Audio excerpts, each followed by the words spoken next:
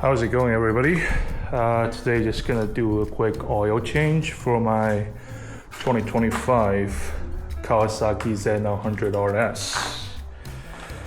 Look at the beauty. What a gorgeous bike. Yeah, so as I was saying, I don't know if you can see it, but yeah, I just did 1,000 kilometers over the weekend, so figured, and the weather is awesome today, so I figured I'd be doing the first oil change. So as you can see, I already jacked up the bike before I start recording, and the oil filter and the drain bolts are both down there, pretty accessible. So it should be a pretty straightforward job. So what you want to do is actually warm it up. Give it about like 2-3 minutes. Let the engine run a little bit, so the engine oil will be less sticky and hopefully flows out of the bike better.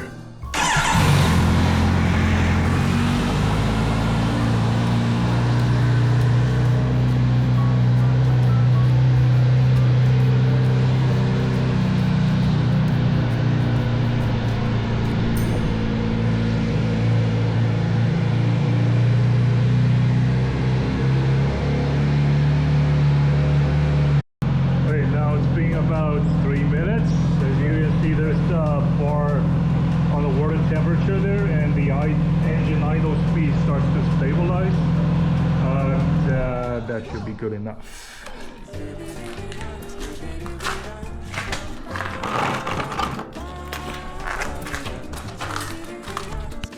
So this engine bolt here is 17 millimeters.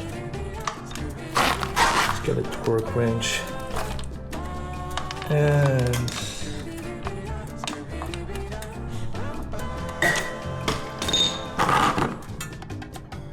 gotta be careful with the spill. There we go.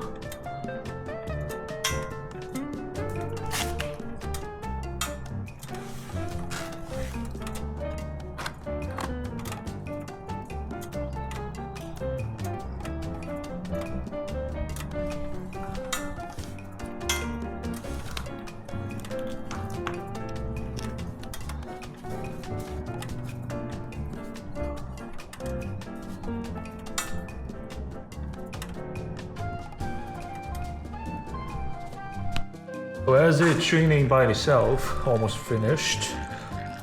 Next we'll be moving on to the oil filter, remove it. And I bought these two. Well, there's a reason I bought two of them. I first initially bought this because, I mean, it's the most cost efficient option. And it just doesn't grab. Like, I did this for my old bike and it would not bite. It would just slip right off. So I ended up opting for this one. You will see a lot of variants of these clamped oil filter removers on the internet. And essentially what they will do is they will dig their teeth into the shell, obviously destroying the shell in the process. But it will get a firm bite and should do the trick. Alright, so this is taking a little bit longer than I expected. As you can see, it's still dripping. My guess would be that I didn't warm up the engine quite enough. So the viscosity of the engine oil is still pretty high when it's like semi-cold-ish. Anyway, I don't think it will become a problem for us to removing the oil filter. So for these kind of clamping oil filters, what you want to do is just, I mean, it's pretty straightforward. Just open them up and put them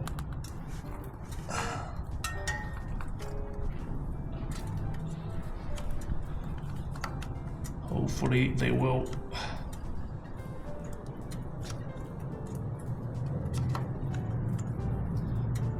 But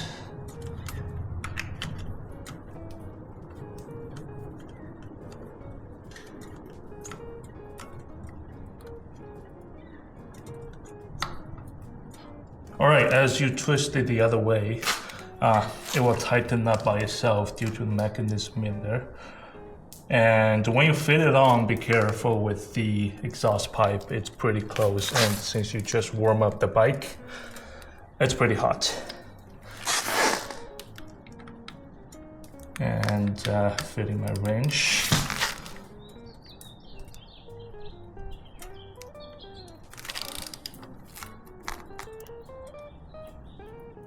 Okay. There we go.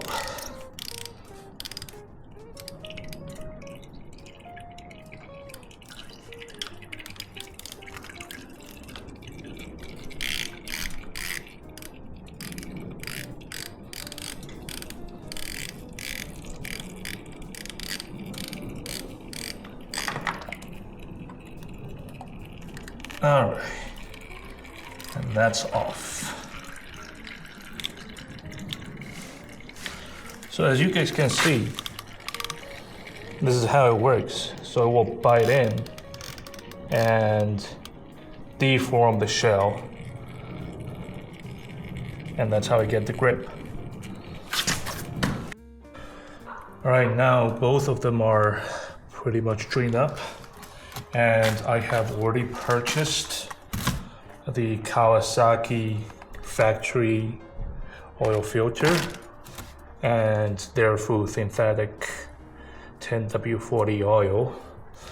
I mean, for the oil, I normally would choose a different brand, but since this is a new bike and we're still in the warranty period, I'll do whatever the manual says, just to be on the safer side. And just in case, well, not likely it's a Kawasaki, but just in case that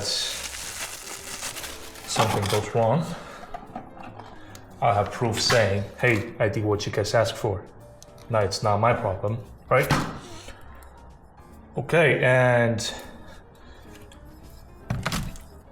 so for the filter, we are gonna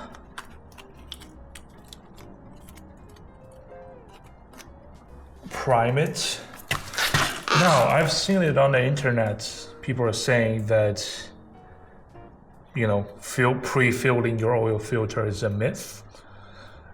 And what I'm getting from those quote-unquote researches is that whether you do it or not, it doesn't really affect the particles contained. Like, it doesn't really help the filter to work, to do its job better. Like, it will do its job one way or another. But my logic is, since it doesn't matter either way, since it doesn't hurt for me to pre-fill the oil filter, I might as well just do it.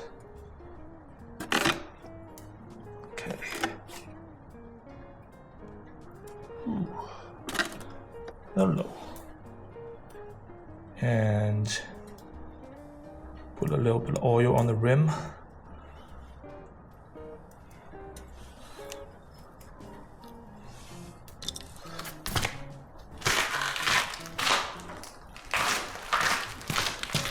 And before installing them, I'm just gonna wipe off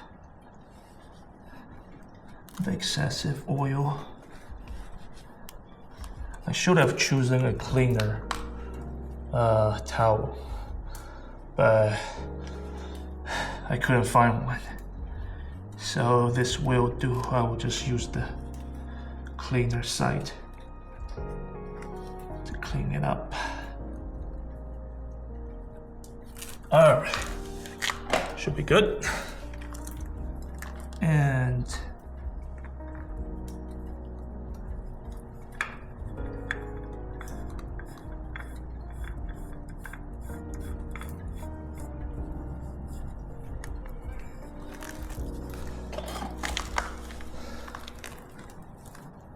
I'll just hand tighten it. Okay. Maybe another. Okay. As for the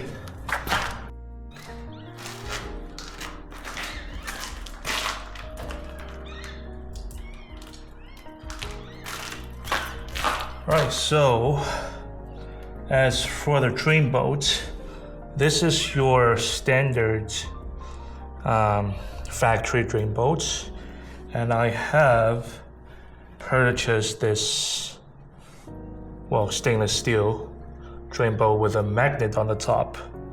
Not sure if it will help, but we will see.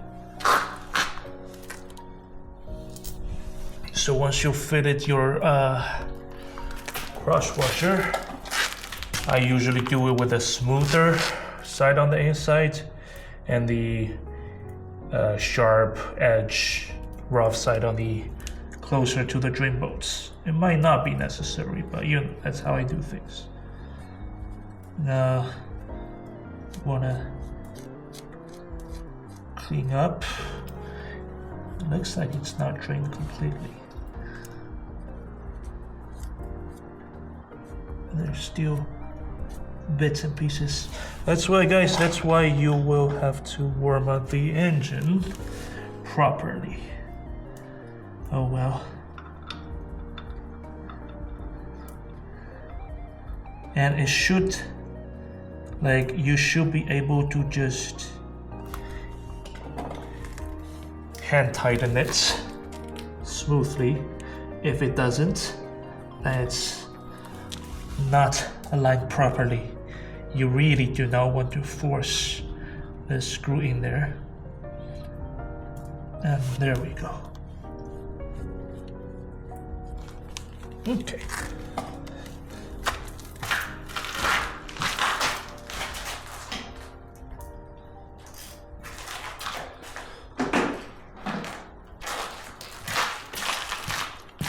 As for the torque spec of these two, according to the manual, this one I think is around 14 foot-pounds of torque, and this one is like 29, which is pretty high. Now, my torque range, the issue is the slot is smaller than my sockets. Like, they have smaller sockets, but it's only up to 13 mil. So the problem becomes, well, in short, it doesn't work. It doesn't fit. So I'll probably just use the torque to tighten it loosely. Well, not loosely, but just tighten it, roughly speaking, and see if it leaks. Hopefully it doesn't, and I'll be getting a different torque range to get it spec'd properly.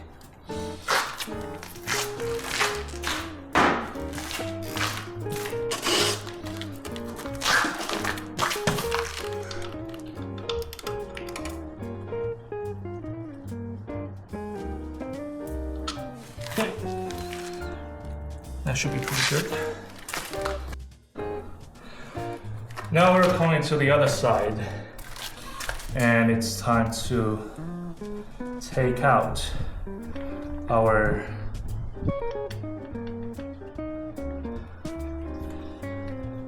engine cap. Be careful with the rubber bushing down there. Sometimes it will stick it over there, and you do not want to lose it.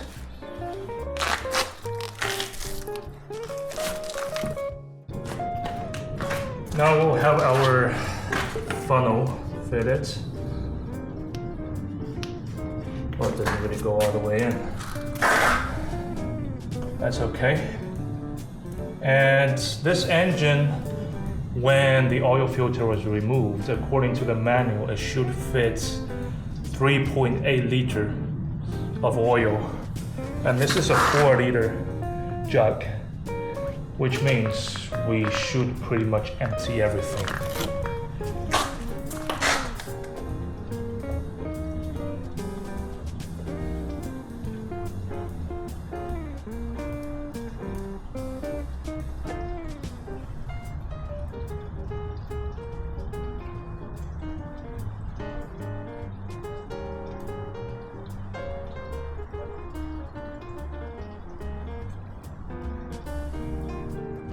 As you can probably see from the shadow inside the funnel, sometimes if you pull it too fast, it will fill up quickly before it goes into the engine. So you want to take your pace, take your time, and occasionally let it drop in so it doesn't overflow.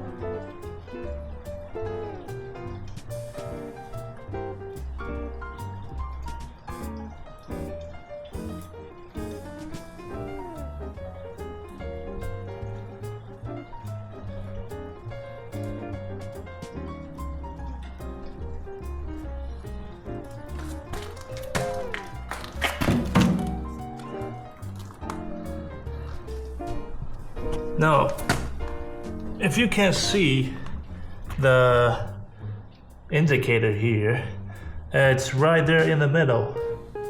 But once the engine runs a little bit, it will go down. So we're just gonna add a little bit more and start the engine again.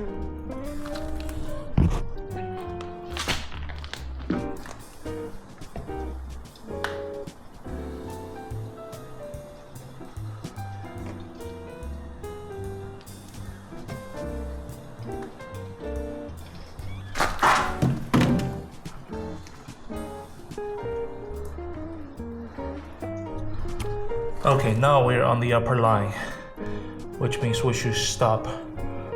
And the jug is almost empty, which is ideal. And let's start the bike.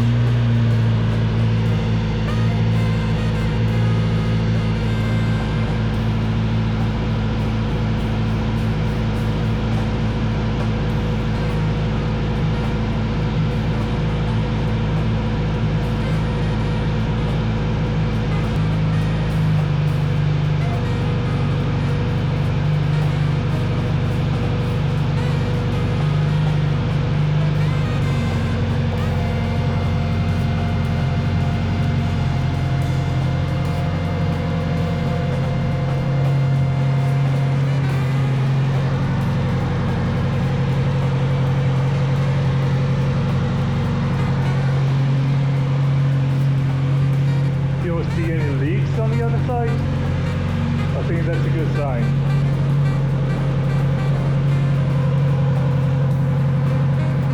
Again, just let the engine temperature rise a little bit.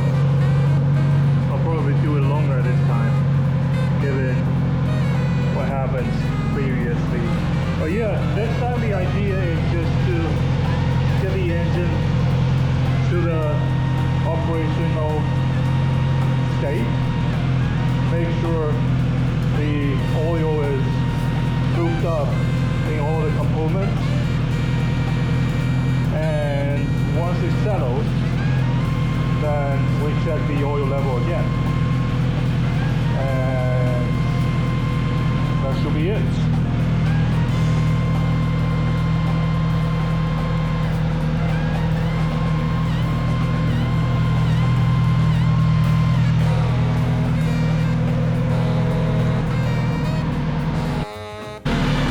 Okay, now I waited until the water temperature is at 3 bars and the idle speed is around, like the default idle speed should be 1,250, which looks pretty close to me, and I think that's good enough. Kill the engine and